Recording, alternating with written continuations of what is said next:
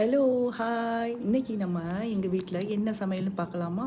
நெய் சோறு, நல்லா அழகான நெய் சோறு செஞ்சாச்சு.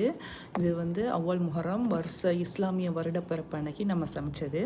ஸோ என்ன அப்புறம் வந்துட்டு ஆட்டிறைச்சி குருமா வந்து செஞ்சோம். ஸோ வந்து மசாலா வந்து சொந்த மசாலா. இது வந்து அச்சார் இங்கே வந்துட்டு அச்சார் தீமுன்னு சொல்லுவாங்க. அது வந்து வெள்ளரிக்காயில் செஞ்சது. அதுக்கப்புறம் பிள்ளைங்க வந்து ப்ரௌனி செஞ்சுக்கிட்டு ரொம்ப அடம் பிடிச்சாங்க.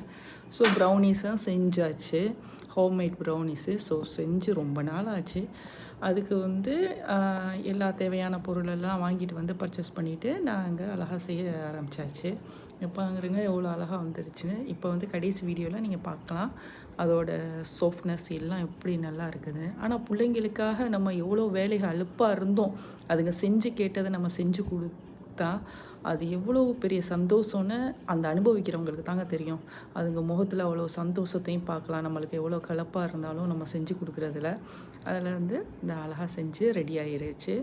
ரெடி ஆகிட்டு இப்போ வந்து சின்ன சின்ன துண்டு போட்டு ஆறுனப்புறம் தான் சின்ன சின்ன துண்டு போடணும். ஸோ மேலே வந்து சாக்லேட் சாஸ் அது வந்து நாங்கள் ஊற்றலை.